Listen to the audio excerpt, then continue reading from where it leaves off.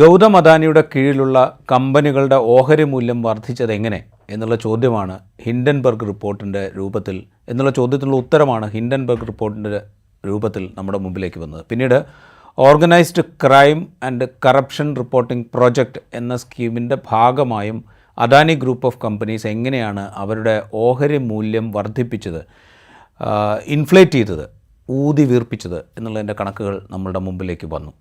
വിദേശത്തുള്ള ഷെൽ കമ്പനികളിലൂടെ ഇവിടെ നിന്ന് ഉൽപ്പാദിപ്പിക്കുന്ന പണം വിദേശത്തേക്ക് കടത്തുകയും അത് വിദേശത്തുള്ള ഷെൽ കമ്പനികളിലൂടെ റൂട്ട് ചെയ്ത് ഇന്ത്യൻ ഓഹരി വിപണികളിലേക്ക് തിരിച്ചെത്തിച്ച് അതുവഴി അതിലൂടെ അദാനി ഗ്രൂപ്പിൻ്റെ ഓഹരികൾ തന്നെ വാങ്ങി കൃത്രിമമായ വില ഉയർത്തി ആളുകളെ കൊണ്ട് വാങ്ങിപ്പിച്ചൊക്കെയാണ് ഇങ്ങനെ വലിയ ഓഹരി മൂലധനം അദാനി ഗ്രൂപ്പ് ഓഫ് കമ്പനീസ് ഉണ്ടാക്കിയത് എന്നാണ് ഹിൻഡൻബർഗിൻ്റെയും OCCRPയുടെയും റിപ്പോർട്ടുകൾ നമ്മുടെ മുമ്പിലേക്ക് എത്തിച്ചു തന്നത്. അപ്പോൾ ഇതേക്കുറിച്ച് ഒരു പ്രത്യേക അന്വേഷണം സുപ്രീം കോടതിയുടെ നിയന്ത്രണത്തിലുള്ള അല്ലെങ്കിൽ മേൽനോട്ടത്തിലുള്ള ഒരു സംഘത്തെ നിയോഗിച്ചുകൊണ്ട് ഒരു പ്രത്യേക അന്വേഷണം വേണം എന്നാവശ്യപ്പെട്ടുകൊണ്ട് സുപ്രീം കോടതിയിൽ ഹർജികളുണ്ടായിരുന്നു. ആ ഹർജികൾ ഇന്ന് തള്ളി. Securities and exchange board of India SEBI നടത്തുന്ന അന്വേഷണമുണ്ട് ഇക്കാര്യത്തിൽ. ആ അന്വേഷണം നടക്കട്ടെ. അന്വേഷണം ഏതാണ്ട് പൂർത്തിയാകാറായിരിക്കുന്നു. 2 മാസം കൂടി അതിന് സമയം അനുവദിക്കുകയാണ് എന്ന് പറഞ്ഞുകൊണ്ട് പ്രത്യേക അന്വേഷണ സംഘം എന്ന ആവശ്യം സുപ്രീം കോടതി തള്ളിക്കളഞ്ഞു. ഇത് അദാനി ഗ്രൂപ്പിൻ്റെ വലിയ വിജയമായി അദാനി അവകാശപ്പെടുന്നു. സത്യം ജയിച്ചതിന് തെളിവാണ് എന്നാണ് ഗൗതം അദാനി ഇതിനോട് റിയാക്ട് ചെയ്തത്. അദ്ദേഹത്തോട് BJPയോട് ആനുകൂല്യമുള്ള മാധ്യമങ്ങൾ ഒക്കെ തന്നെ ഇതൊരു വലിയ വിജയം അദാനി ഗ്രൂപ്പ് നേടിയിരിക്കുന്നു എന്ന് വിശേഷിപ്പിക്കുകയും ചെയ്യുന്നു. എന്താണ് യഥാർത്ഥത്തിൽ സംഭവിച്ചത് എന്ന് പരിശോധിക്കുകയാണ് ഇൻസൈറ്റിൽ നമുക്കൊപ്പം ഉള്ളത് മുതിർന്ന മാധ്യമപ്രവർത്തകൻ KJ ജേക്കബാണ്. സ്വാഗതം ഇൻസൈറ്റിലേക്ക്. ഇന്ന് സുപ്രീം കോടതിയുടെ ഉത്തരവ് അദാനി ഗ്രൂപ്പിനെ സംബന്ധിച്ച് ഹിൻഡൻബർഗും OCCRPയും കൊണ്ടുവന്ന റിപ്പോർട്ടുകളുടെ അടിസ്ഥാനത്തിൽ പ്രത്യേക അന്വേഷണ സംഘത്തെ നിയോഗിച്ചു. കോർട്ട് മോണിറ്റർഡ് ആയിട്ടുള്ള ഒരു പ്രത്യേക അന്വേഷണ സംഘത്തെ നിയോഗിച്ച് അന്വേഷണം നടത്തണം എന്നുള്ളതായിരുന്നു ആവശ്യം. തൽക്കാലം പ്രത്യേക അന്വേഷണ സംഘമില്ല. Security exchange board of India നടത്തുന്ന അന്വേഷണം അത് തുടരട്ടെ, അതിൻ്റെ റിപ്പോർട്ട് വരട്ടെ എന്നാണ് സുപ്രീം കോടതി പറഞ്ഞിരിക്കുന്നത്. ഇത് അദാനി ഗ്രൂപ്പിന് വലിയ ആശ്വാസമാണ് ഈ വിധി എന്ന് പറയുന്നു. ഏതാണ്ട് ക്ലീൻ ചിറ്റാണ് കൊടുത്തിരിക്കുന്നത് എന്നുള്ള മറ്റുള്ള വ്യാഖ്യാനങ്ങൾ വരുന്നു. എന്താണ് യഥാർത്ഥത്തിൽ സുപ്രീം കോടതി പറഞ്ഞത്? ഈ സെബി നടത്തുന്ന അന്വേഷണം അത് പൂർത്തിയാവട്ടെ എന്നാണോ പറഞ്ഞത്, അതോ ഇനി ഒരിക്കലും ഇത്തരം പ്രത്യേക അന്വേഷണമൊന്നും ആവശ്യമില്ല എന്നാണോ സുപ്രീം കോടതി പറഞ്ഞത്? സുപ്രീം കോടതി ഇന്ത്യൻ നിയമത്തിനകത്ത് ചെയ്യാവുന്ന കാര്യമാണ് ഇപ്പോൾ ചെയ്തിരിക്കുന്നത്. നമ്മൾ പത്രമാധ്യമങ്ങളിൽ വരുന്ന റിപ്പോർട്ടുകൾ കോടതിയിലെ ഉത്തരവ് വളരെ സിമ്പിളാണ്. ഇതുമായി ബന്ധപ്പെട്ട് ഏതെങ്കിലും തരത്തിലുള്ള പരാതി ഉണ്ടായാൽ അന്വേഷിക്കേണ്ട ഏജൻസി എന്നുള്ളത് സെബിയാണ്, securities and exchange board of India. അപ്പം അവർ അന്വേഷണം നടത്തിക്കൊണ്ടിരിക്കുന്നു. അവർ 22 പരാതികളുള്ളത് 20 മറ്റേ അന്വേഷിച്ച് കഴിഞ്ഞിരിക്കുന്നു. ബാക്കി 2 മറ്റേ അന്വേഷിച്ച് തീരാനുള്ളൂ. അപ്പോൾ അത് 2 മാസത്തിനുണ്ട് അത് തീർക്കുക. അപ്പോൾ നമ്മുടെ മുമ്പിലുള്ളത് ഹിൻഡൻബർഗ് എന്ന് പറഞ്ഞൊരു വിദേശ റിസർച്ച് ഏജൻസിയുടെ ഒരു റിപ്പോർട്ടാണ്. അവർ പറഞ്ഞിരിക്കുന്നത് വലിയ തോതിൽ സ്റ്റോക്ക് മാനിപ്പുലേഷൻ അദാനി ഗ്രൂപ്പ് നടത്തിയിട്ടുണ്ട് എന്നുള്ളതാണ്. അപ്പോൾ അതിനെക്കുറിച്ച് അന്വേഷിക്കേണ്ട യഥാർത്ഥ ഏജൻസി, നമ്മുടെ നാട്ടിലെ നിയമപ്രകാരം അന്വേഷിക്കേണ്ട ഏജൻസി സെബി തന്നെയാണ്. അപ്പം അതിൻ്റെ മറ്റൊരു അന്വേഷണ സംഘത്തിൻ്റെ ആവശ്യമില്ല എന്നാണ് കോടതി പറഞ്ഞത്. എന്നെ സംബന്ധിച്ചിടത്തോളം അതൊരു ലോജിക്കലായിട്ടുള്ള ഒരു പൊസിഷനാണ്. ലോജിക്കൽ പൊസിഷൻ എന്ന് പറയുമ്പോൾ എന്തുകൊണ്ടത് ലോജിക്കലാവുന്നു എന്നുള്ളൊരു ക്വസ്റ്റ്യൻ ഉണ്ട്. സാധാരണ നിലയ്ക്ക് ഇപ്പോൾ നമ്മുടെ മുമ്പിലേക്കുള്ള സംഗതി ഇപ്പോൾ 2023 എടുക്കുകയാണ്. 2 റിപ്പോർട്ടുകൾ അദാനി ഗ്രൂപ്പിൻ്റെ കാര്യത്തിൽ വന്നു. രണ്ടും ഏതാണ്ട് സമാനമായ റിപ്പോർട്ടുകളാണ്. അവർ ഏത് വിധത്തിലാണ് അവരുടെ ഓഹരി മൂല്യം ഇൻഫ്ലേറ്റ് ചെയ്ത് കാണിച്ചത് എന്ന് ചൂണ്ടിക്കാണിക്കുകയാണ് ഈ 2 റിപ്പോർട്ടുകളും ചെയ്തത്. വിദേശത്തുള്ള ഷെൽ കമ്പനികൾ വഴി അവർ തന്നെ അദാനി ഗ്രൂപ്പിൻ്റെ ഓഹരികൾ അവർ തന്നെ വാങ്ങിക്കൂട്ടുകയും അതുവഴി മാർക്കറ്റിൽ അദാനി ഗ്രൂപ്പിൻ്റെ ഓഹരികൾക്ക് വലിയ ഡിമാൻഡ് ഉണ്ട് എന്ന പ്രതീതി സൃഷ്ടിക്കുകയും അങ്ങനെ മറ്റുള്ളവരെ കൊണ്ട് ആ ഓഹരികൾ വാങ്ങിപ്പിക്കുകയും ചെയ്ത് വലിയ തോതിൽ ഈ ഷെയർ വാല്യൂ ഉയർത്തി കാണിച്ചു എന്നുള്ളതാണ് ആക്ഷേപമായിട്ട് ചൂണ്ടിക്കാണിക്കപ്പെട്ടത്. ഏറ്റവും പ്രധാനമായി ചൂണ്ടിക്കാണിക്കപ്പെട്ടത് അതിൽ അവർ പറയുന്നൊരു കാര്യം എന്ന് പറയുന്നത് 2013 $800 കോടി മാത്രം ഓഹരി മൂല്യം ഉണ്ടായിരുന്ന ഒരു കമ്പനി 10 വർഷം കൊണ്ട് 28,800 കോടി രൂപയിലേക്ക് ഡോളറിലേക്ക് അവരുടെ ഓഹരി മൂല്യം വർദ്ധിപ്പിക്കുന്നു. വലിയ മാറ്റം ഈ 10 വർഷം കൊണ്ട് ഉണ്ടായി. വലിയ വളർച്ച ഈ 10 വർഷം കൊണ്ട്. ഇതെങ്ങനെ ഉണ്ടായി എന്നുള്ളതിനകത്തേക്കാണ് അവർ ഫോക്കസ് ചെയ്തത്. അപ്പോൾ ഈ പറയുന്ന ക്രമക്കേടിനെ കുറിച്ചുള്ളൊരു സംഗതി അല്ലെങ്കിൽ ഇത് വലിയൊരു തട്ടിപ്പായിരുന്നു എന്നുള്ളൊരു ആക്ഷേപം അവിടെ നിലനിൽക്കുമ്പോൾ എങ്ങനെയാണ് ഇത് അന്വേഷണം വേണ്ട, ഒരു പ്രത്യേക ഏജൻസി കോർട്ട് മോണിറ്റേർഡ് ആയിട്ടുള്ള ഒരു അന്വേഷണം ആവശ്യമില്ല എന്ന് പറയുന്നത് ലോജിക്കലായി തോന്നുന്നത് എങ്ങനെയാണ്? അതാണ് എൻ്റെ പ്രശ്നം. അതായത് ലോകത്തിലെല്ലായിടത്തും ഇതുപോലത്തെ സ്റ്റോക്ക് മാനിപ്പുലേഷൻ അന്വേഷിക്കുന്ന ഏജൻസി പത്രക്കാരല്ല. അതിനുമായി ബന്ധപ്പെട്ട അമേരിക്കയിലാണെങ്കിൽ SEC എന്ന് പറയുന്നത് സെക്യൂരിറ്റീസ് എക്സ്ചേഞ്ച് കമ്മീഷൻ എന്ന് പറയുന്നൊരു കമ്മീഷനാണ്. അവരാണ് ഈ വലിയ മഹാന്മാരെയൊക്കെ പിടിച്ച് ജയിലിലിട്ടിരിക്കുന്ന ആളുകൾ അവരാണ്. ഇൻസൈഡർ ട്രേഡിംഗ് നടത്തിയതിനും സ്റ്റോക്ക് മാനിപ്പുലേഷൻ നടത്തിയതിനും ഒക്കെ ആൾക്കാരെ പിടിച്ച് അകത്തിടുന്നതും അവർക്ക് വലിയ ഫൈൻ, അവർക്ക് താങ്ങാൻ പറ്റാത്തത്, അവരുണ്ടാക്കിയ പണത്തിൻ്റെ 10 ഇരട്ടി 100 ഇരട്ടിയൊക്കെ പണം ഫൈൻ അടപ്പിക്കുന്നതൊക്കെ ഏജൻസി SEC ആണ്. രണ്ട് FBI അല്ല, അവിടുത്തെ ഫെഡറൽ ബ്യൂറോ ഓഫ് ഇൻവെസ്റ്റിഗേഷൻ അല്ല. ഇന്ത്യയിലും ചെയ്യേണ്ടത് ഇപ്പം സുപ്രീം കോടതി ഒരു പ്രത്യേക ഏജൻസി വെച്ചിട്ടല്ല ചെയ്യേണ്ടത്. ഞാനത് ലോജിക്കലാണെന്ന് പറയാൻ കാരണം എന്താണെന്ന് ചോദിച്ചാൽ, സുപ്രീം കോടതി ഇടപെടുന്ന ഒരു സമയമായിട്ടില്ല. ഈ report securities exchange board of ഇന്ത്യയുടെ റിപ്പോർട്ട് വരണം. ആ റിപ്പോർട്ട് വന്നു കഴിയുമ്പം അതിൻ്റെ അകത്ത് എങ്ങനെയാണ് ഇവർ ഈ കാര്യങ്ങളെ കണ്ടിരിക്കുന്നത് എന്നുള്ളത് നമ്മുടെ മുമ്പിൽ വരണം. വന്നു കഴിഞ്ഞതിന് ശേഷം അതിൽ പ്രശ്നമുണ്ടെങ്കിൽ ആൾക്കാർക്ക് സുപ്രീം കോടതിയിൽ പോകാം. നമ്മുടെ നാട്ടിലെ നിയമം അനുസരിച്ച് ഒരു കേസ് അതുമായി ബന്ധപ്പെട്ട ഒരു റെഗുലേറ്ററി ഏജൻസിയാണ് സെബി. ആ സെബി അന്വേഷിച്ചുകൊണ്ടിരിക്കുമ്പം വേറൊരു ഏജൻസി തന്നെ നിങ്ങൾ ഈ പറയുന്നതോടൊന്നും ഈ തിയറിറ്റിക്കൽ എനിക്ക് യാതൊരു അഭിപ്രായ വ്യത്യാസവും ഇല്ല. പക്ഷേ നമ്മുടെ നാട്ടിൽ ഒരു ക്രൈം നടന്നാൽ അന്വേഷിക്കേണ്ടത് പോലീസാണ്. പോലീസ് അന്വേഷണത്തിന് നമുക്ക് തൃപ്തിയില്ല എങ്കിൽ നമുക്ക് കോടതി പോകാം. കോടതി ചിലപ്പോൾ CBI അന്വേഷണത്തിന് വിട്ടുതരിക്കും, ചിലപ്പോൾ NIA CBI അന്വേഷണത്തിന് ചിലപ്പം വിടാം, ചിലപ്പോൾ സർക്കാർ തന്നെ ചിലപ്പോൾ NIA ഏൽപ്പിക്കാം.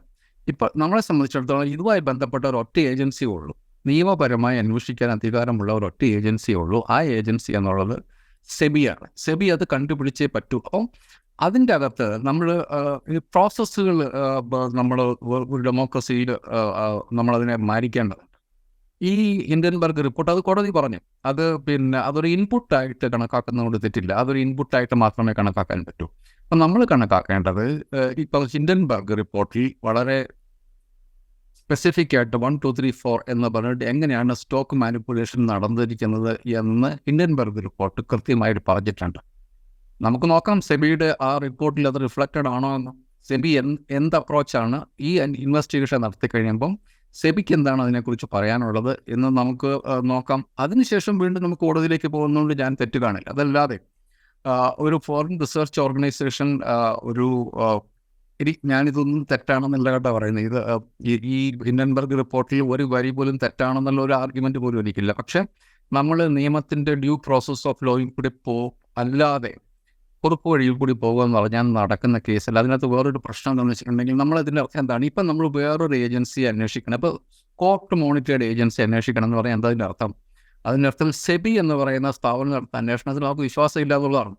നമ്മളങ്ങനെ സ്ഥാപനങ്ങൾ റൈറ്റ് ഓഫ് ചെയ്യാൻ തുടങ്ങിക്കഴിഞ്ഞാൽ എന്താണ് അവരുടെ അക്കൗണ്ടബിലിറ്റി എന്താണ്? ഇത് നമുക്ക് സെബി നാട്ടിലെ പൗരന്മാരുടെ നിലയ്ക്ക് നമ്മുടെ മുമ്പിൽ കുറേ കാര്യങ്ങൾ ഒരു വിദേശ റിസർച്ച് ഏജൻസി കൊണ്ടുവന്ന് നമ്മുടെ മുമ്പിൽ വെച്ചിട്ടുണ്ട്. അതിന് പ്രത്യേകിച്ച് ഒരു ലീഗൽ സാങ്ക്ടിറ്റി ഇല്ല, പക്ഷെ അതൊക്കെ ചിലപ്പോൾ ഫാക്ട്സ് ആയിരിക്കും. ഈ ഫാക്റ്റ് പരിശോധിച്ച് നാട്ടുകാരോട് പറയാൻ വേണ്ടിയിട്ടാണ് സെബി എന്ന് പറഞ്ഞ ഏജൻസിയെ നമ്മൾ വെച്ചിരിക്കുന്നത്. അതിനുള്ള നിയമപരമായ അധികാരം അവർക്ക് കൊടുത്തിട്ടുണ്ട്. അവരിത് അന്വേഷിച്ച് ഇതിൻ്റെ അകത്ത് എന്താണ് ശരി എന്താണ് തെറ്റ് എന്ന് നമ്മളോട് പറഞ്ഞേ പറ്റൂ. അത് അവരുടെ ഉത്തരവാദിത്തമാണ്, അത് വേറൊരു ഏജൻസിയുടെ ഉത്തരവാദിത്തമല്ല. അപ്പോൾ പിന്നെ എന്തിനാണ് നമ്മൾ സെബിയെ വെച്ചിരിക്കുന്നത്? സെബിയെ അന്വേഷണം നടത്തുക തന്നെ വേണം. എന്നിട്ട് സെബിയുടെ അന്വേഷണം പുറത്തേക്ക് വന്നു കഴിയുമ്പം, അതിൻ്റെ റിപ്പോർട്ട് വന്നു കഴിയുമ്പോൾ അത് വെള്ളപൂശലാണോ? ചർച്ച അവിടെ നിന്നാണ് നമ്മൾ തുടങ്ങേണ്ടത്. അതല്ലാതെ സെബിയുടെ അന്വേഷണത്തിന് ഇടയ്ക്ക് വെച്ച് വേറൊരു ഏജൻസി വന്ന് അന്വേഷിക്കുക എന്നുള്ളത് നമ്മളുടെ ഏജൻസികളിൽ, നമ്മുടെ സംവിധാനത്തിൽ നമുക്ക് ഇതൊക്കെ തിയറിറ്റിക്കലി നിങ്ങൾ ഈ പറയുന്നവരോടൊക്കെ എനിക്ക് അഭിപ്രായ വ്യത്യാസമില്ല. പക്ഷേ നമ്മൾ പരസ്യമായി പറയുകയാണ് നമുക്കിവിടുത്തെ ഒരു സംവിധാനത്തിലും വിശ്വാസമില്ല എന്ന്, അല്ലെങ്കിൽ കോർട്ട് മോണിറ്റേർഡ് ആയിട്ടുള്ള പ്രോബ് മാത്രമേ നമുക്ക് വിശ്വാസമുള്ളൂ എന്ന്. എന്നെ സംബന്ധിച്ചിടത്തോളം ഇത് അങ്ങേയറ്റം തെറ്റായിട്ടുള്ള ഒരു പ്രൊസീജിയറാണ്. കോർട്ട് മോണിറ്റേർഡ് ആയിരുന്നു, സ്പെഷ്യൽ ഇൻവെസ്റ്റിഗേഷൻ ടീമായിരുന്നു ഗുജറാത്ത് കൂട്ടക്കൊല വംശഹത്യ അന്വേഷിച്ചത്. എന്തായി? ഇപ്പോഴും ബിൽക്കിസ് ബാനു കോടതി കയറി നടക്കുകയാണ്. അവരുടെ ബന്ധുക്കളെ കൊന്നവരെ, അവരെ പീഡിപ്പിച്ചവരെ ജയിലിലാത്തക്കൊണ്ട് അവർ ഇപ്പോഴും കോടതി കയറി നടക്കുകയാണ്. ഇതിനകത്ത് വൻപോക്കുകൾ മുഴുവൻ രക്ഷപ്പെട്ടു പോയിരിക്കുകയാണ്. അതുകൊണ്ട് സിസ്റ്റം സ്ട്രെങ്തൻ ചെയ്യണമെന്ന് നമ്മുടെ നാട്ടിലെ മനുഷ്യർക്ക് തോന്നാത്തിടത്തോളം കാലം ഞാനിത് നിരന്തരം പറഞ്ഞുകൊണ്ടിരിക്കുകയാണ്. ഇപ്പം എൻ്റെ പോയിന്റ് അതാണ്. നമ്മൾ ഭരണാധികാരികളെ അക്കൗണ്ടബിൾ ആക്കിയിട്ടില്ല എങ്കിൽ, നമ്മൾ ഏജൻസികളെ അക്കൗണ്ടബിൾ ആക്കിയിട്ടില്ല എങ്കിൽ നമ്മുടെ നാട്ടിൽ നീതി നടക്കില്ല. കോടതി രക്ഷപ്പെടുത്തുമെന്ന് നമ്മൾ വിചാരിക്കരുത്. നമ്മുടെ നാട്ടിൽ നമ്മൾ എക്സിക്യൂട്ടീവ് പവർ കൊടുത്തിരിക്കുന്നത്, അധികാരം കൊടുത്തിരിക്കുന്നത് എക്സിക്യൂട്ടീവിനാണ്. പ്രധാനമന്ത്രിയും മന്ത്രിസഭയും അടക്കം നമ്മുടെ നാട്ടിലെ സംവിധാനങ്ങൾക്കാണ്. അവരാണ് നാട്ടുകാരോട് ഉത്തരം പറയേണ്ടത്. എന്താണ് ഹിൻഡൻബർഗ് റിപ്പോർട്ടിൽ പറഞ്ഞേക്കുന്ന വസ്തുതകൾ നിങ്ങളുടെ കണ്ണിൽ പെടാതെ പോയത് എന്ന് അവരുടെ റിപ്പോർട്ട് വരുമ്പോൾ അതിലില്ലെങ്കിൽ നമുക്ക് ചോദിക്കാമെന്നുള്ളതല്ലാതെ ഈ ഉത്തരവാദിത്തങ്ങളൊക്കെ കൂടെ സുപ്രീം കോടതി ഞങ്ങൾ ഏറ്റെടുത്തിട്ട് സുപ്രീം കോടതി മോണിറ്റേഡ് ആയിട്ടുള്ള ഒരു ഇൻവെസ്റ്റിഗേഷൻ എന്ന് പറയുന്നത് ഇപ്പോഴത്തെ അവസ്ഥയിൽ ഞാൻ ഒരിക്കലും അതിനെ സ്വാഗതം ചെയ്യില്ല. ഞാനത് ലോജിക്കലാണെന്ന് പറയാനുള്ള കാരണം സെബി അന്വേഷിച്ചിട്ട് സെബിയുടെ കണ്ടെത്തലുകൾ നമ്മുടെ കോമൺ സെൻസിന് വിരുദ്ധമാണെങ്കിൽ വീണ്ടും നമ്മൾ സുപ്രീം കോടതിയിലേക്ക് പോവുക. അപ്പോൾ സുപ്രീം കോടതി പറയുന്ന ന്യായം എന്താണെന്ന് കേട്ടിട്ട് മാത്രമേ അതിൽ തീരുമാനിക്കാൻ പറ്റുള്ളൂ. ഇപ്പോൾ സുപ്രീം കോടതി പറഞ്ഞത് ഈ കേസ് അന്വേഷിക്കേണ്ട ഏജൻസി സെബിയാണ്. അവർ ആ കേസ് അന്വേഷിച്ചുകൊണ്ടിരിക്കുന്നു. അവരെ അന്വേഷണം സമയബന്ധിതമായിട്ട് പൂർത്തിയാക്കണമെന്നുള്ളത് വളരെ ലോജിക്കലായിട്ടൊരു നിലപാടാണ്. അത് ലോജിക്കലായിരിക്കെ തന്നെ ഇപ്പോൾ സെബിയുടെ കാര്യം നമ്മൾ എടുത്തു കഴിഞ്ഞാൽ സെബി ഏതാണ്ട് 2014 ഹിൻഡൻബർഗ് റിപ്പോർട്ടോ അല്ലെങ്കിൽ OCCRPയുടെ റിപ്പോർട്ടോ ഒക്കെ വരുന്നതിന് മുമ്പ് തന്നെ 2014 അദാനി ഗ്രൂപ്പിനെതിരായ പരാതികൾ അന്വേഷിച്ചു തുടങ്ങിയിട്ടുണ്ട്. പക്ഷേ അതെവിടെയും എത്തിയിട്ടില്ല. 2014 അന്വേഷിക്കുക എന്ന് പറയുമ്പോൾ ഡിപ്പാർട്ട്മെൻറ്റ് ഓഫ് റവന്യൂ ഇൻ്റലിജൻസിൻ്റെ കത്തുണ്ട്. എങ്ങനെയാണ് വിദേശത്ത് നിന്ന് ഇറക്കുമതി ചെയ്യുന്ന ഉപകരണങ്ങളുടെ വില ഇൻഫ്ലേറ്റ് ചെയ്ത് കാണിച്ചുകൊണ്ട് ഇവിടെ നിന്ന് കൂടുതൽ പണം വിദേശത്തേക്ക് കടത്തുകയും അവിടെ നിന്ന് ഓഫ് ഷോർ അക്കൗണ്ടുകളിലേക്ക് അല്ലെങ്കിൽ ഓഫ് ഷോർ കമ്പനികളിലേക്ക് മാറ്റി തിരിച്ച് ഇന്ത്യൻ സ്റ്റോക്ക് മാർക്കറ്റിലേക്ക് എങ്ങനെയാണ് കൊണ്ടുവരുന്നത് എന്ന് വിശദീകരിച്ചുകൊണ്ടുള്ള ഡിപ്പാർട്ട്മെൻറ്റ് ഓഫ് റവന്യൂ ഇൻ്റലിജൻസിൻ്റെ കത്തുണ്ട് സെബിക്ക്. ആ കത്തിൻ്റെ അടിസ്ഥാനത്തിൽ സെബി അന്വേഷണം നടത്തിക്കൊണ്ടേയിരിക്കുന്നുണ്ട് 2014 മുതൽ. പക്ഷേ അതെവിടെ എത്തിയിട്ടില്ല. ഇപ്പോൾ ഉള്ള ആരോപണങ്ങളുണ്ട്. അതിന്മേൽ 24 പോയിന്റിൽ അന്വേഷണം നടത്തുന്നു എന്നാണ് പറയുന്നത്. അതിൽ 22 പൂർത്തിയായി കഴിഞ്ഞു. 2 കൂടെ പൂർത്തിയാകാൻ പോകുന്നുള്ളൂ എന്ന് സെബി പറയുന്നു. പക്ഷേ ഈ 22 പൂർത്തിയായ ഒരു റിപ്പോർട്ട് പോലും പുറത്തേക്ക് വന്നിട്ടില്ല. അപ്പോൾ ഈ സെബിയുടെ അന്വേഷണം അതിനെ നമ്മൾ എങ്ങനെ വിശ്വസിക്കും എന്നുള്ളൊരു ക്വസ്റ്റ്യൻ അല്ലേ? അല്ല, എങ്ങനെ വിശ്വസിക്കും? നമ്മൾ രണ്ടുപേരും പറയുന്നത് എന്താണെന്ന് നമുക്ക് രണ്ടുപേർക്കും അറിയാം. ഇത് രാഹുൽ ഗാന്ധി പറഞ്ഞതാണ് ശരി. നേരത്തെ പിന്നെ അദാനിയുടെ വിമാനത്തിൽ മോദിജി പറഞ്ഞു, ഇപ്പം മോദിജിയുടെ വിമാനത്തിൽ അദാനി പറക്കും. ഇത് ഒരു ഫാക്റ്റാണ്. ഇത് നമുക്കറിയത്തില്ലാത്തതൊന്നല്ല. പക്ഷേ നമ്മൾ നിയമവ്യവസ്ഥയിൽ വിശ്വാസം അർപ്പിച്ചേ പറ്റൂ. നിയമത്തെയും സംവിധാനങ്ങളെയും മുഴുവൻ ഇല്ലാണ്ടാക്കിക്കൊണ്ടല്ല നമ്മൾ പറയും. നിങ്ങളിപ്പോൾ ചോദിച്ചില്ലേ സെബിയുടെ ഈ ചോദ്യമാണ് നമ്മൾ ചോദിക്കേണ്ടത്. സെബിയോടാണ് നമ്മൾ ചോദിക്കേണ്ടത്. എന്തുകൊണ്ടാണ് സുപ്രീം കോടതിക്ക് ആ തീം ചോദിക്കാൻ നിങ്ങൾ പരമാവധി പോയാൽ നിങ്ങൾ എന്താണ് 2014 അന്വേഷിച്ചുകൊണ്ടിരിക്കുന്നത് എന്നുള്ള ഒരു ചോദ്യം മാത്രമേ ചോദിക്കാൻ പാടുള്ളൂ. അതിനപ്പുറത്തേക്ക് ചോദിക്കാൻ വേണ്ടി പാടില്ല. അവർ ഇൻവെസ്റ്റിഗേറ്റിംഗ് ഏജൻസിയാണ്. അവരോട് 2 മാസത്തോളം റിപ്പോർട്ട് കൊടുക്കാൻ വേണ്ടി പറഞ്ഞിട്ടുണ്ട്. ആ റിപ്പോർട്ട് വരിക എന്നുള്ളത് തന്നെയാണ്. അതല്ലാതെ ഇപ്പം സെബി 2014 അന്വേഷിച്ച് 10 വർഷമായിട്ട് അന്വേഷിച്ചല്ലോ, നിങ്ങൾ ഒരിടത്ത് എത്തിയിട്ടില്ല എന്ന് പറയാൻ പറ്റില്ല. കാരണം അവർ 22 പോയിന്റിൽ അവർ 20 പോയിന്റ് അവർ അന്വേഷിച്ചു. എന്നിട്ട് അവസാനം റിപ്പോർട്ട് വരുമല്ലോ. ഈ റിപ്പോർട്ട് നമ്മുടെ മുമ്പിൽ ഉണ്ടാകുമല്ലോ. അപ്പോഴാണ് നമ്മൾ ഇത്തരം കാര്യങ്ങൾ പറയേണ്ടത്. എന്തുകൊണ്ടാണ് സെബിയുടെ അന്വേഷണം 2014 ശേഷം മുമ്പോട്ട് പോയില്ല എന്നുള്ള കാര്യത്തൊക്കെ നമുക്ക് വളരെ കൃത്യമായിട്ട് അറിയാവുന്ന കാര്യമില്ല. ഇന്ത്യൻ കോർപ്പറേറ്റുകൾ എങ്ങനെയാണ് സർക്കാർ പോളിസികളെ മാനിപ്പുലേറ്റ് ചെയ്യുന്നത്, സർക്കാർ ഏജൻസികളെ മാനിപ്പുലേറ്റ് ചെയ്യുന്നത്, അവരെ കണ്ടെയ്ൻ ചെയ്യുന്നത് എന്നുള്ളതിനൊക്കെ നമുക്ക് എത്ര വേണമെങ്കിലും ഉദാഹരണങ്ങളുണ്ട്. ഇപ്പം പിന്നെ പോളിയസ്റ്റർ പ്രിൻസ് എന്ന് പറയുന്ന ഒരു പുസ്തകത്തിൽ എങ്ങനെയാണ് സർക്കാർ തീരുമാനങ്ങൾ സർക്കാരിൻ്റെ ആളുകൾ അറിയുന്നതിന് മുമ്പ് ഇന്ത്യയിലെ വേണ്ടപ്പെട്ട ഒരു വ്യവസായി അറിയുന്നതെന്നുള്ളതിനെ കുറിച്ചൊരു കണക്കുകൾ ഇതൊക്കെ നമുക്ക് അറിയാവുന്ന കാര്യമാണ്. ഞാൻ പറയുന്നത് എവിടെയെങ്കിലും ഒറ്റയ്ക്ക് ഏതെങ്കിലും ഒരു ഏജൻസി ഏതെങ്കിലും ഒരു സുപ്രീം കോടതി ഉത്തരവ് ഇതുകൊണ്ടൊന്നും നമ്മുടെ നാട്ടിൽ നടക്കുന്നത് ഈ ക്രിമിനൽ മാനിപ്പുലേഷൻ നിൽക്കില്ല. ക്രിമിനൽ മാനിപ്പുലേഷൻ നിൽക്കണമെന്നുണ്ടെങ്കിൽ അതിനുവേണ്ടി ബന്ധപ്പെട്ട ഏജൻസികൾ നടത്തുന്ന മാനിപ്പുലേഷൻസ് നമ്മൾ പുറത്ത് കൊണ്ടുവരാൻ വേണ്ടി പറ്റണം. എൻ്റെ അഭിപ്രായത്തിൽ 2 മാസം കൂടി നമ്മൾ കാത്തിരുന്ന എന്താണ് സെബിയുടെ റിപ്പോർട്ട് എന്ന് നോക്കുക എന്നുള്ളതാണ്. നമ്മുടെ നാട്ടിലെ മുഴുവൻ സിസ്റ്റംസും കടലെടുത്തു പോയി എന്നുള്ള ഒരു തോന്നലും എനിക്കില്ല. അപ്പം ഞാൻ നോക്കിയിരിക്കുന്നത് 2 മാസത്തിനുള്ളിൽ സെബിയുടെ റിപ്പോർട്ട് വരും. ആ റിപ്പോർട്ടിൽ നിങ്ങളീ പറഞ്ഞ ഈ കേന്ദ്ര സർക്കാരിൻ്റെ ഏജൻസികളും വിദേശ ഏജൻസികളും ഒക്കെ കൊടുത്തിരിക്കുന്ന വസ്തുതകൾ പരിഗണിച്ചിട്ട് വേണം സെബിയ റിപ്പോർട്ട് കൊടുക്കാൻ വേണ്ടിയിട്ട്. നമുക്ക് നോക്കാം, ആ റിപ്പോർട്ട് വരട്ടെ. ഇതിനേക്കാളും വർഷങ്ങളായിട്ടുള്ള റിപ്പോർട്ടുകളും ജഡ്ജ്മെൻറ്റുകളും നമ്മുടെ നാട്ടിൽ വന്നിട്ടുണ്ട്. അതുകൊണ്ട് സുപ്രീം കോടതി പെട്ടെന്ന് ഇടപെട്ടിട്ട് ഈ കാര്യങ്ങൾക്കൊരു ഒരു പരിഹാരം ഉണ്ടാക്കുന്നുള്ള ഒരു തോന്നലും എനിക്കില്ല. അതിന് പകരം നമ്മൾ ഇവരെ അക്കൗണ്ടബിൾ ആക്കാനുള്ള ശ്രമം നടത്തുക എന്നുള്ളത് മാത്രമേ ബാക്കി നിൽക്കൂ. എന്നുള്ളതാണ് എൻ്റെ അഭിപ്രായം. നമ്മളത് പറയുമ്പോൾ നമ്മൾ ഈ അക്കൗണ്ടബിൾ ആക്കുക എന്ന് പറയുമ്പോൾ ഈ 2002 ഗുജറാത്തിൽ വംശഹത്യാശ്രമാനന്തരം നരേന്ദ്രമോദി കൂടുതൽ അധികാരം ഉറപ്പിക്കുകയും അത് തുടരുകയും ചെയ്യുന്ന കാലത്ത് തുടങ്ങിയതാണ് ഗൗതം അദാനിയുടെ വ്യവസായ ലോകത്തെ വളർച്ചയും. അതിങ്ങനെ തുടർന്നു പോകുന്ന കാഴ്ച നമ്മൾ കണ്ടുകൊണ്ടിരിക്കുന്നുണ്ട്. അങ്ങനത്തെ ഒരു പൊളിറ്റിക്കൽ എക്കോസിസ്റ്റം, അങ്ങനത്തെ ഒരു എക്സിക്യൂട്ടീവ് എക്കോസിസ്റ്റം അതെങ്ങനെ തുടർന്ന് പോയിക്കൊണ്ടിരിക്കുകയാണ്. അതങ്ങനെ തുടർന്ന് പോയിക്കൊണ്ടിരിക്കുമ്പോൾ നമ്മളിതെങ്ങനെ റെസ്പോൺസിബിൾ ആക്കും എന്നുള്ളൊരു ക്വസ്റ്റ്യൻ ഉണ്ടല്ലോ. ഒരിക്കലും നമുക്ക് അതിനകത്തേക്ക് കടന്നു കയറാനോ അല്ലെങ്കിൽ നമുക്ക് ഇതാണ് നടന്നത് എന്ന് എസ്റ്റാബ്ലിഷ് ചെയ്യാനോ കഴിയാത്തൊരു സാഹചര്യം ഉണ്ടല്ലോ.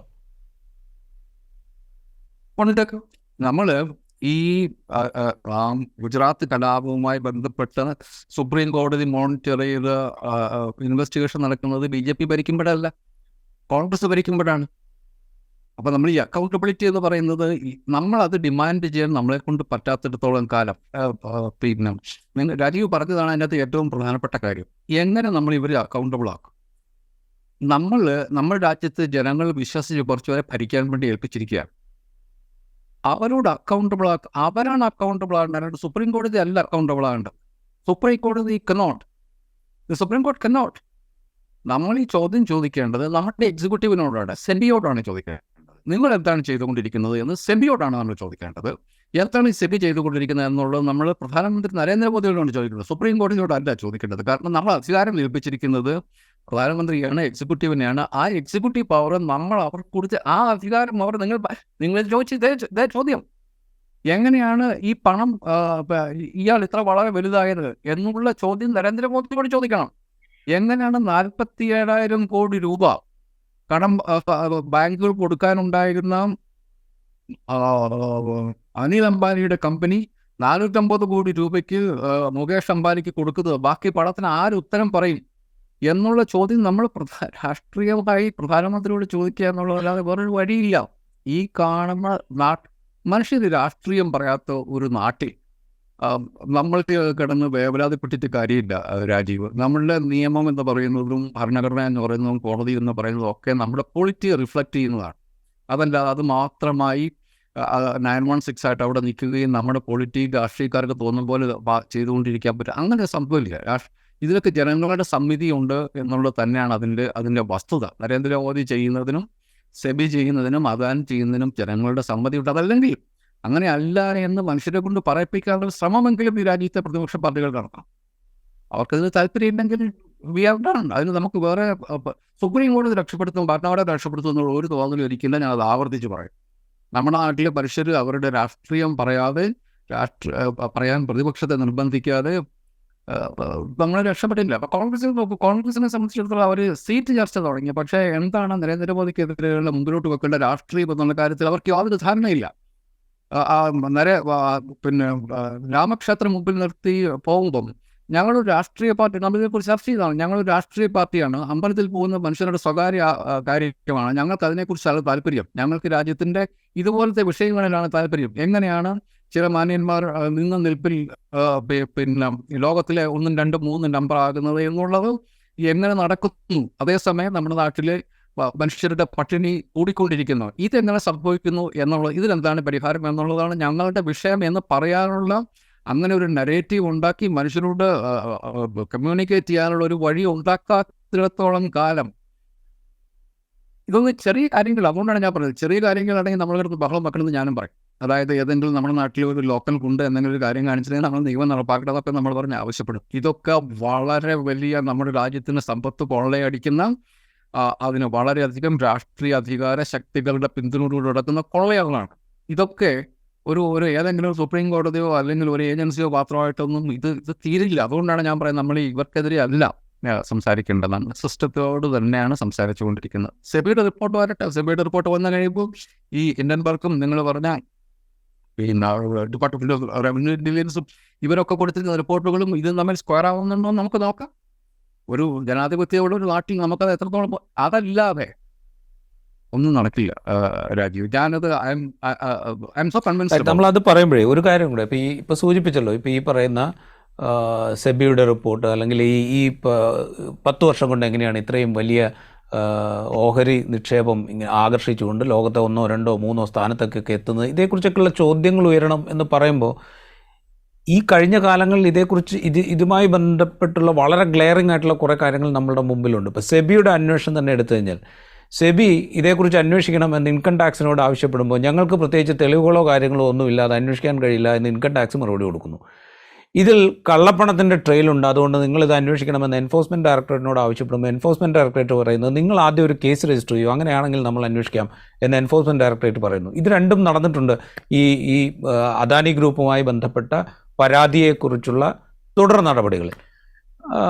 അത് മാത്രമല്ല, ഈ എൻഫോഴ്സ്മെൻറ്റ് ഡയറക്ടറേറ്റ് എങ്ങനെയാണ് മറ്റ് സംസ്ഥാനങ്ങളിൽ കേസുകൾ എടുത്തുകൊണ്ടിരിക്കുന്നതെന്ന് നമ്മൾ കാണുന്നുണ്ട്, ഇൻകം ടാക്സ് എങ്ങനെയാണ് പ്രവർത്തിച്ചുകൊണ്ടിരിക്കുന്നത് നമ്മൾ കാണുന്നുണ്ട്. പക്ഷേ ഇത് ഉന്നയിക്കപ്പെടാതെ പോകുന്നൊരു പ്രശ്നമുണ്ട്. ഈ പബ്ലിക്കിന് മുമ്പിലേക്ക് ഇതിൻ്റെ ഒരു ഗ്രാവിറ്റി, ഈ നടന്നുകൊണ്ടിരിക്കുന്ന പ്രക്രിയകളുടെ സുതാര്യതയില്ലായ്മ, അല്ലെങ്കിൽ വിവിധ ഏജൻസികൾ എങ്ങനെയാണ് കൈയൊഴിഞ്ഞു പോകുന്നത്, ഇത്തരം കാര്യങ്ങളൊന്നും പബ്ലിക്കിലേക്ക് എത്തുന്നില്ല എന്നുള്ളൊരു പ്രശ്നമുണ്ട്. അത് ഏറ്റെടുക്കാൻ ആരുമില്ല എന്നുള്ളൊരു പ്രശ്നം. അത് ഏറ്റെടുക്കാൻ ആളില്ലെന്ന് മാത്രമല്ല, നിങ്ങൾ നോക്കൂ, കേരളത്തിലും ഛത്തീസ്ഗഡിലൊക്കെ ഇലക്ഷൻ 3 ദിവസം മുമ്പ്, 2 ആഴ്ച മുമ്പ്, പിന്നെ അന്ന് അവിടുത്തെ കോൺഗ്രസ് മുഖ്യമന്ത്രിക്കെതിരെ വലിയ 450 കോടി രൂപ 500 കോടി രൂപ വാങ്ങി, ഒരാളുടെ അടുത്ത് നിന്ന് വാങ്ങി, ഒരു ചിട്ടി കമ്പനിയുടെ കയ്യിൽ നിന്ന് വാങ്ങിയെന്നവരായിരുന്നു. ഓൺലൈൻ ലോട്ടറി കമ്പനി, ചിട്ടി കമ്പനി, ഇവിടെ ഓൺലൈൻ ലോട്ടറി കമ്പനിയായിരുന്നു വാങ്ങിയത്. ആരോപണം എവിടെ പോയി? ഈ ഏജൻസികളെ ദുരുപയോഗപ്പെടുത്തുന്നതിനെതിരെയുള്ള പൊളിറ്റിക്സ് വരണമെന്നേ ഞാനതാ പറയുന്നത്. കേരളത്തിലെ കോൺഗ്രസ്സുകാരുടെ നിലപാട് എന്താണ്? കേരളത്തിലെ കോൺഗ്രസ്സുകാർക്ക് നിലപാടില്ല. നമ്മളോട് പറയേണ്ട, അതായത് ഈ കേന്ദ്ര സർക്കാർ എങ്ങനെയാണ് ഈ ഏജൻസികളെ വെച്ച് പ്രതിപക്ഷ പാർട്ടികളെ വേട്ടയാടുന്നത് എന്നുള്ളതിനെക്കുറിച്ച് പറയാൻ ഇവിടെ ആരോ ഉള്ളത്? CPM പറയുമ്പോൾ അവരുടെ സ്വന്തം താല്പര്യം സംരക്ഷിക്കാനാണെന്നുള്ളതാണ് കോൺഗ്രസ്സുകാർ പറയുന്നത്. ഈ രാജ്യത്തെ പ്രതിപക്ഷ നേതാക്കന്മാരെ മുഴുവൻ മുൾമുനയിൽ നിർത്തി അവരെ കൊണ്ട് ഭരിക്കാൻ പോലും സമ്മതിപ്പിക്കാത്ത ഏജൻസികളെ ഉപയോഗിക്കുന്നതിനെതിരെ എന്താണ് കോൺഗ്രസിൻ്റെ നിലപാട്? നമ്മുടെ നാട്ടിൽ ഇതിനെക്കുറിച്ച് പറഞ്ഞു കഴിയുമ്പോൾ കോൺഗ്രസ്സുകാരെന്താ പറയുന്നത്? അതാണ് ഞാൻ പറഞ്ഞത്. നമ്മുടെ നാട്ടിലെ പൊളിറ്റിക്സ് അതിനെക്കുറിച്ച് മനുഷ്യർ സംസാരിക്കാൻ തുടങ്ങാതെ ഇതിൻ്റെ അകത്ത് ഇത് ഇപ്പം രാജീവ് പറഞ്ഞില്ലേ, എൻഫോഴ്സ്മെന്റ് ഡയറക്ടറേറ്റ് കേസ് അന്വേഷിച്ചാൽ നിങ്ങൾ income tax department case book ചെയ്താൽ ഞങ്ങൾ കേസ് അന്വേഷിക്കണം.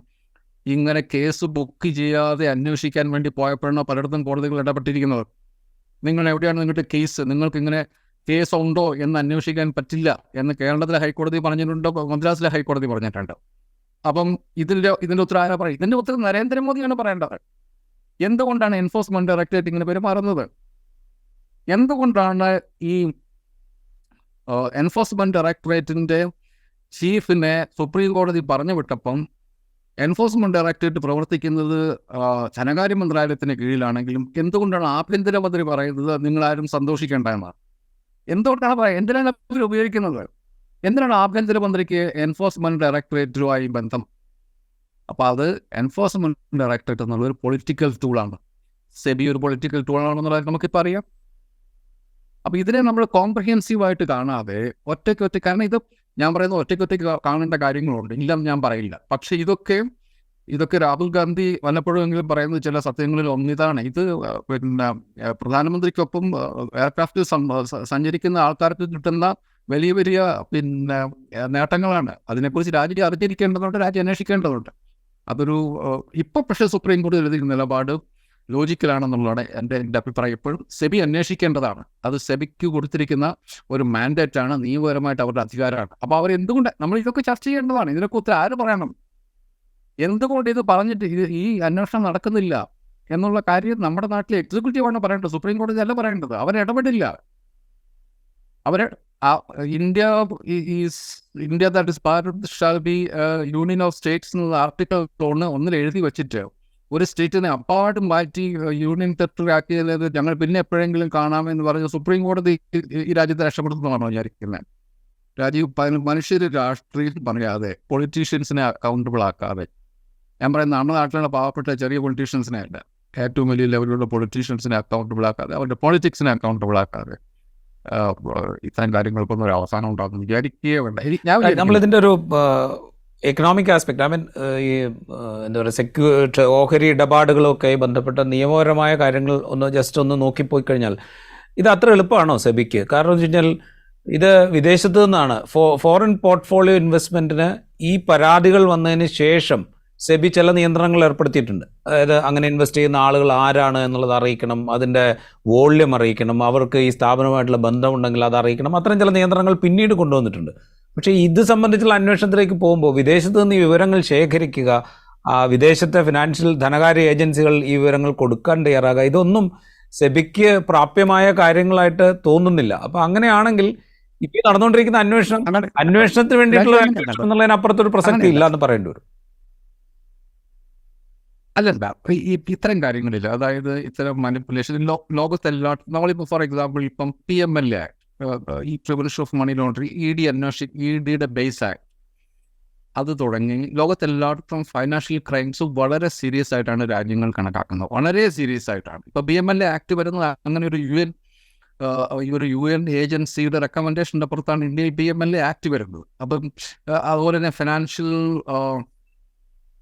ഫിനാൻഷ്യൽ ആക്ഷൻ ടാസ്ക് ഫോഴ്സ് കാരണം ഈ ടെറർ ഫണ്ട് ഇൻവോൾവ് ആണ്. അപ്പോൾ ഇത്തരം കാര്യങ്ങളിൽ, കള്ളപ്പണത്തിൻ്റെ കാര്യത്തിൽ, പിന്നെ ഇതുപോലത്തെ സെക്യൂരിറ്റി മാനിപ്പുലേഷൻ നടത്തുന്ന ഇതൊക്കെ രാജ്യത്തിൻ്റെ സമ്പദ്ഘടനയെ തന്നെ അട്ടിമറിക്കുന്ന തരത്തിലുള്ള പരിപാടികളാണ്.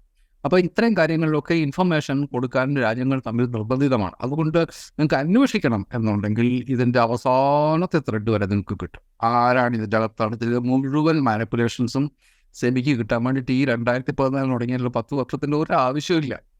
ഇത് മുഴുവൻ റെക്കോർഡുണ്ട്. ഇതിൻ്റെ മുഴുവൻ ഫയലുകൾ അവർക്ക് കിട്ടാവുന്നതേ ഉള്ളൂ. വേണ്ട എന്ന് വെച്ച് കഴിഞ്ഞിട്ടുണ്ടെങ്കിൽ കിട്ടില്ല, അത്രയേ ഉള്ളൂ. ഹിൻഡൻബർഗിന് കിട്ടുന്ന ഇൻഫർമേഷൻ്റെ 1000 ഇരട്ടി ഇൻഫർമേഷൻ സെബിക്ക് കിട്ടും. കാരണം ഹിൻഡൻബർഗിന് ചോർത്തി കിട്ടിയാലേ കിട്ടുള്ളൂ. സെബിക്ക് ലീഗലായിട്ട് ചോദിക്കാം, അവർക്ക് ആ ഇൻഫർമേഷൻ കിട്ടും.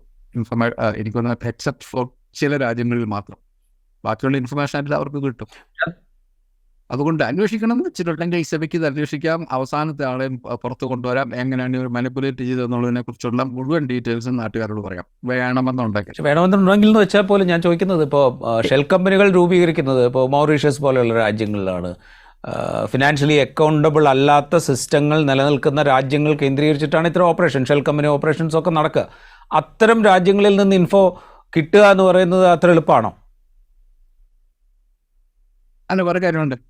ഇതിപ്പോൾ നിങ്ങൾ പറയുന്നത് ഇവിടുന്ന് പണം പുറത്തോട്ട് കൊണ്ടുപോയിട്ടാണല്ലോ അത് ഇങ്ങോട്ട് വരുന്നത്. അപ്പോൾ അവിടെ നിന്ന് കിട്ടിയിട്ടെങ്കിൽ ഇവിടുന്ന് പോകുന്ന പണത്തിൻ്റെ കണക്കുണ്ട്. ഈ പണം ചുറ്റിക്കറങ്ങുമ്പോൾ എവിടെയെങ്കിലും ഒരു ലെവൽ വെച്ച് നമുക്ക് പിടിച്ചാൽ മതി. മുഴുവൻ അതിൻ്റെ കൊണ്ടുവരണ്ട, ഈ പണം എങ്ങോട്ട് പോയതെന്നുള്ള ചോദ്യം ചോദിച്ചാൽ മതി. അങ്ങനത്തെ ചോദ്യങ്ങൾ വരുമ്പോഴാണ് ഇയാളെ എനിക്കറിയില്ല, ബ്രദറെ എനിക്കറിയില്ല എന്നൊക്കെ പറഞ്ഞിട്ട് വരുന്നത്. അങ്ങനത്തെ ചോദ്യങ്ങൾ, അൺകംഫർട്ടബിൾ ആയിട്ടുള്ള ചോദ്യങ്ങൾ, പിന്നെ അവർ ഡോട്ട് ചെയ്യും. അപ്പോൾ എന്തുകൊണ്ടാണ് അല്ലാതെ പോരാ, അതിൻ്റെ പുറത്ത് നടപടി എടുക്കണമെന്ന് പറയാൻ ഈ SEBI suppose to be an independent agency, ഈ സെബിയുടെയും പിന്നെ ഈ EDയുടെ ഒക്കെ മുകളിലിരിക്കുന്ന ആൾക്കാർ ചോദിക്കാത്തത് കൊണ്ടാണത്. ഉണ്ടെങ്കിൽ അവർക്ക് അത് ഫുൾ സർക്കിളിൽ അവർക്ക് കിട്ടാനൊരു ബുദ്ധിമുട്ടുമില്ല ഇൻഫർമേഷൻ. റൈറ്റ്. അവസാനം ഒരു കാര്യം കൂടി, ഇപ്പോൾ വന്നിരിക്കുന്ന ഈ കോടതി നടപടികൾ, കോടതി ഇപ്പോൾ പ്രത്യേക അന്വേഷണം ആവശ്യമില്ല, സെബിയുടെ അന്വേഷണം തുടരട്ടെ, 2 മാസത്തിനകം റിപ്പോർട്ട് സബ്മിറ്റ് ചെയ്യണം എന്ന് പറയുന്നു. സുപ്രീം കോടതി തന്നെ 2-3 തവണ നീട്ടി നൽകിയതാണ് സെബിക്ക് കാലപരിധി ഈ അന്വേഷണ റിപ്പോർട്ട് സമർപ്പിക്കാൻ. എന്തായാലും 2 മാസം അവസാനമായി നൽകിയിരിക്കുന്നു. ഇതൊക്കെ ഈ പറയുന്ന ഫിനാൻഷ്യൽ ട്രാൻസാക്ഷനിലെ ക്രമവിരുദ്ധത, ഇല്ലീഗലി ജനറേറ്റ് ചെയ്ത പണം, അതിന് ലഭിച്ച രാഷ്ട്രീയമായ സഹായങ്ങൾ, ഇത്തരം കാര്യങ്ങളൊക്കെ വീണ്ടും ഒരു ഡിസ്കഷൻ ടോപ്പിക്കായിട്ടെങ്കിലും നമ്മളുടെ മുമ്പിലേക്ക് കൊണ്ടുവരും എന്ന് പ്രതീക്ഷിക്കുന്നുണ്ടോ? ആണാണ് രാജീവ്. സത്യത്തിൽ നമ്മൾ ഡിസ്കസ് ചെയ്യേണ്ട വിഷയം ഇതാണ്. നമ്മളൊരു പാർലമെൻറ്റ് തെരഞ്ഞെടുപ്പിലേക്ക് പോവാണ്. നമ്മൾ ഡിസ്കസ് ചെയ്യേണ്ട വിഷയം ഇതാണെന്ന് ഞാൻ പറയാം. എങ്ങനെയാണ് കുറച്ച് മനുഷ്യർ നമ്മുടെ നാട്ടിൽ, ഞാൻ പറഞ്ഞില്ല, ലോകത്തുള്ള ഒരുവിധം എല്ലാ രാജ്യങ്ങളും ഇത്തരം തട്ടിപ്പുകളെ വളരെ സീരിയസ് ആയിട്ടാണ് കാണുന്നത്. അതുകൊണ്ടാണ് ഞാൻ ഇൻഫർമേഷൻ കിട്ടാൻ എളുപ്പം. നമ്മുടെ നാട്ടിൽ ഏറ്റവും വലിയ ഡിസ്കഷൻ ആകേണ്ടത് ഈ വിഷയമാണ്. എങ്ങനെയാണ് സ്റ്റോക്ക് മാനിപ്പുലേഷൻ നടത്തി ഒരു അദാനി എങ്ങനെയാണ് ഇന്ത്യയിലെ 6 എയർപോർട്ടുകൾ പിടിച്ചടക്കുക എന്നുള്ളതിനെക്കുറിച്ച് ഇഷ്ടംപോലെ റിപ്പോർട്ടുകളുണ്ട്. എങ്ങനെയാണ് GMR, ബോംബെയിലെയും ഹൈദരാബാദിലെയും എയർപോർട്ടുകൾ ഓപ്പറേറ്റ് ചെയ്യുന്ന GMR എന്ന കമ്പനിയും സർക്കാർ ഏജൻസികൾ പീഡിപ്പിച്ച് ആ സാധനം ഇയാൾക്ക് കൊടുത്തത് എന്നുള്ളതിനെക്കുറിച്ചൊക്കെ നമ്മുടെ നാട്ടിൽ പിന്നെ പബ്ലിക് ഡൊമൈനിൽ തന്നെ വസ്തുതകളുണ്ട്. ഇത് ചർച്ച ചെയ്യുന്നതിന് പകരം രാമക്ഷേത്രം എടുത്ത് വെക്കുക, അവിടെയാണ് വെച്ചാൽ പ്രശ്നം. അപ്പോൾ അതിന് പകരം നിങ്ങൾ ക്ഷേത്രത്തിൽ പോകുന്നുണ്ടോ ഇല്ലയോ എന്നുള്ള ചർച്ച ചെയ്യുന്നതിന് പകരം ഈ വിഷയങ്ങളെടുത്ത് ചർച്ച ചെയ്യാൻ വേണ്ടിയിട്ട് നാട്ടിലെ രാഷ്ട്രീയ പാർട്ടികൾ തയ്യാറാവണം. എന്നിട്ട് നമ്മളുടെ കുട്ടികളുടെ പണമാണ് ഈ കുറച്ച് പേര് മാനിപ്പുലേറ്റ് ചെയ്ത് അടിച്ചു മാറ്റി കൊണ്ടുപോയി അവന്മാർ ലോകത്തിലെ നമ്പർ 1 നമ്പർ. ഇവരൊന്നും പണക്കാരാകുന്നത് നമുക്കറിയാം. എനിക്കെന്ത് വിരോധം? ഇപ്പോൾ ഫോർ എക്സാമ്പിൾ, ഇപ്പം ഞാൻ ഭയങ്കര അതിശയത്തോടു കൂടിയാണ് പലപ്പോഴും അംബാനിയുടെ കഥ വായിച്ചിട്ടുള്ളത്. അയാൾ മാനിപ്പുലേറ്റ് ചെയ്തിട്ടുണ്ട്, പക്ഷേ അയാൾ സ്വത്ത് ഉണ്ടാക്കിയിട്ടുള്ള ഒരാളാണ്. ഇത് എന്ന് വെച്ചിട്ടുണ്ടെങ്കിൽ ഭീകരമായിട്ടുള്ള മാനിപ്പുലേഷനും ഭീകരമായിട്ടുള്ള സ്വത്ത് നിർമ്മാണവും വന്നിട്ടുണ്ട്.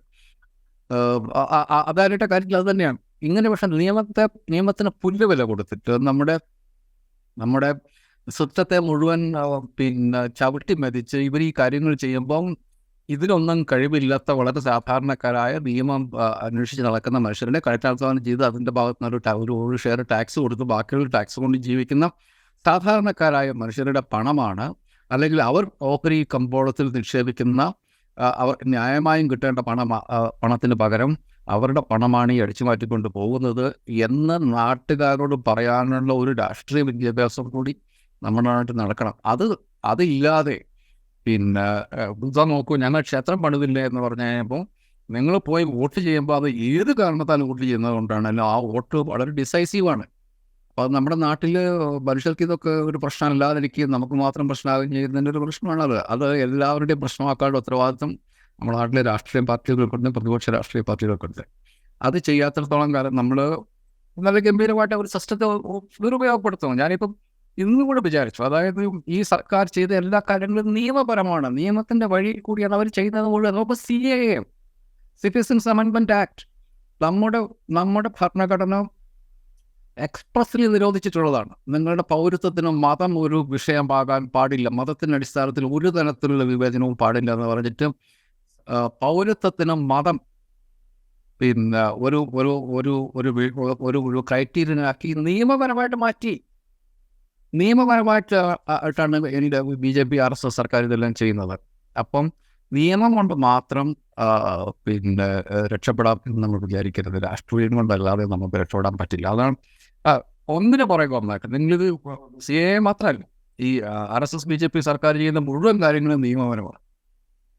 എല്ലാത്തിലും അവർ പാർലമെൻറ്റിൻ്റെ ഇപ്പം നോക്കൂ, CRPC ഇന്നലെ ഇപ്പം നോക്കൂ, ഹിറ്റ് ആൻഡ് റൺ ട്രാൻസ്പോർട്ട് ഡ്രൈവർമാർ ഇന്നലെ സമരം നടക്കി. ഇന്നിപ്പോൾ സർക്കാർ പറഞ്ഞു ഞങ്ങളത് റിമൈൻഡ് ഇട്ടെന്ന് പറഞ്ഞു, നമ്മളത് ഒന്നുകൂടെ നോക്കാം ഇന്നിപ്പോൾ സർക്കാർ പറഞ്ഞു. അപ്പോൾ താടിയുള്ള അപ്പൂപ്പിനെ അവർക്ക് പേടിയുണ്ട്, കർഷകരെ അവർക്ക് പേടിയുണ്ട്. അപ്പം അങ്ങനെ സർക്കാരിന് നിലയ്ക്കുന്നതാൻ പറ്റുന്ന രാഷ്ട്രീയ പ്രക്ഷോഭങ്ങൾ, തെരുവിൽ മനുഷ്യർ ഇറങ്ങി നിന്ന് സംസാരിക്കാതെ കോടതിയെ രക്ഷപ്പെടുത്തും, വളരെ നടക്കില്ല. നമ്മളൊരു ഡെമോക്രസിയാണ്, അത് ജനാധിപത്യപരമായ റൈറ്റ് നമ്മൾ അക്സെപ്റ്റ് ചെയ്യണം. അതിൽ രാഷ്ട്രീയ പാർട്ടികളുണ്ടാകും, രാഷ്ട്രീയ പ്രസ്ഥാനം പറയണം, മനുഷ്യർ രാഷ്ട്രീയം പറയണം. അതിൽ ഓരോ അമ്പലം പള്ളി അങ്ങോട്ടും ഇങ്ങോട്ടുള്ള വർത്തമാനം പറഞ്ഞുകൊണ്ട് കഴിഞ്ഞിട്ടുണ്ടെങ്കിൽ നമ്മുടെ പണം മിടുക്കന്മാർ അടിച്ചു മാറ്റിക്കൊണ്ട് പോകും. അതുകൊണ്ട് സുപ്രീം കോടതി ചേർന്ന് പറയേണ്ടത് നമ്മളെ തന്നെയാണ് എന്ന് വെച്ചിട്ടുണ്ടെങ്കിൽ നമ്മളെ തന്നെയാണ് സുപ്രീം കോടതി ചെയ്ത് മുഴുവൻ ശരിയാണ്. ഈ കേസിൽ ഇപ്പോഴത്തെ ഉത്തരവ് ലോജിക്കലാണ്. Will wait for the final SEBI report, then we will definitely. വളരെയധികം നന്ദി ശ്രീ KG ജേക്കബ് ഞങ്ങളോട് ഈ ഘട്ടത്തിൽ സംസാരിച്ചതിന്. ഇൻസൈറ്റിൻ്റെ ഈ എപ്പിസോഡ് പൂർണ്ണമാകുന്നു. മറ്റു എപ്പിസോഡുമായി വീണ്ടും കാണാം.